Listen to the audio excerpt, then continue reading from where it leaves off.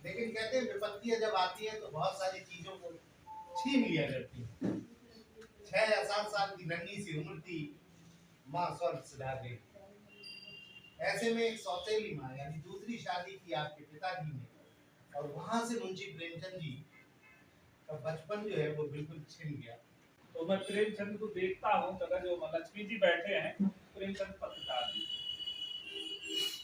मैं अपने को अध्यापक शिक्षक मानता हूँ तो वो शिक्षक, कथाकार मानता हूँ तो अजय जी बैठे वो कथाकार, और जिनको ये गुमान है कि वो बहुत बड़े थिएटरकार हैं तो वो रंगकर्मी।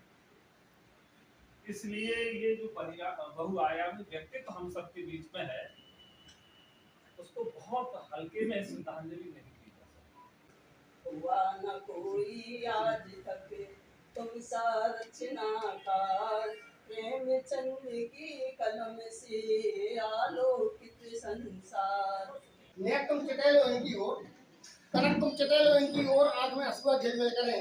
यही है भारत के भविष्य, देख लो भारत की तुम करें।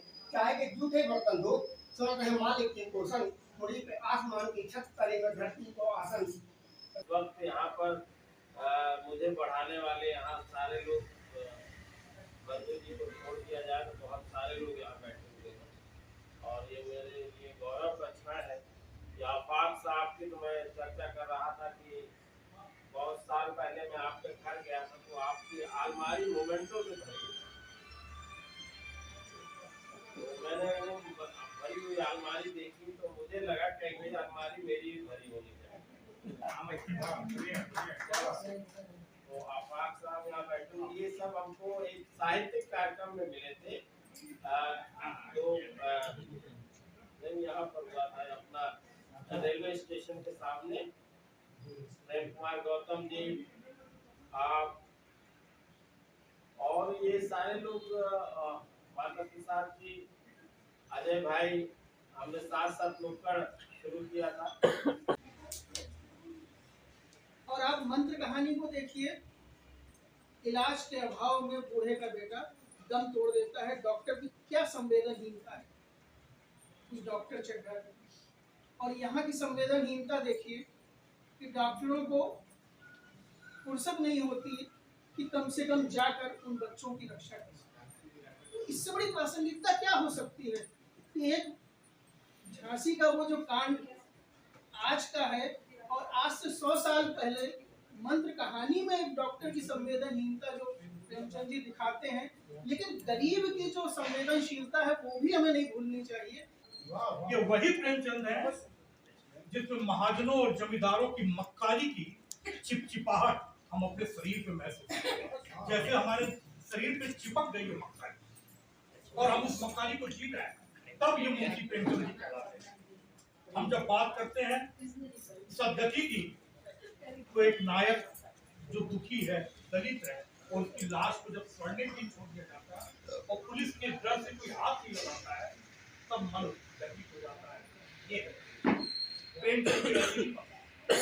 मैं सबको श्रेय देता हूँ यहाँ एकत्रित करने के लिए श्रीमती कुंती देवी जी। डॉक्टर कुंती देवी जी का जब मेरे पास फोन आया तो मैं अपने घर में प्रेमचंद के साहित्य को तलाशने लगा, और ये उनको श्रेय जाता है कि फिर मैंने सारी किताबें निकाली और मैं देखने लगा कि मैं प्रेमचंद जी के बारे में कहाँ पर क्या हूँ। और जैसा कि आदरणीय अजय श्रीवास्तव जी ने कहा कि अपनी टेबल पर रखें, तो कल से मैंने इसको अपनी टेबल पर इसलिए रखना शुरू किया क्योंकि हमारे आगे की जनरेशन, हमारा बेटा एक क्रिकेट खेलता है, उसको वही समझ है जो अभी हीरा मोती के बारे में बता रहे थे। उसको जब मैंने प्रेमचंद बताया हो तो वो देखता ही रह गया। ये ऐसा पहला प्रोग्राम है जहाँ ये महफिल उत्तरोत्तर अपने चरम पर पहुंच गई। जोरदार तालियां। आरिफ शेडोली साहब एक बड़े अच्छे कलाकार, प्रतिभाशाली कलाकार, और बड़ी उम्मीदें हैं झांसी से इनको। आरिफ भाई के लिए एक बार ताली हो जाए भाई। मुझे लगता है कि आज सर्वश्रेष्ठ व्यक्ति को दिया जा रहा है। बिल्कुल हम लोगों ने प्रेमचंद नंबर 8 साल देते, लेकिन आज एक बिजर व्यक्ति को दिया, और उसमें मतलब आप सब लोग हैं, मैं शामिल हूँ। अब ये अफा जी आप लगाइए। जी जी सर आप भी आइए। ठीक है, जगह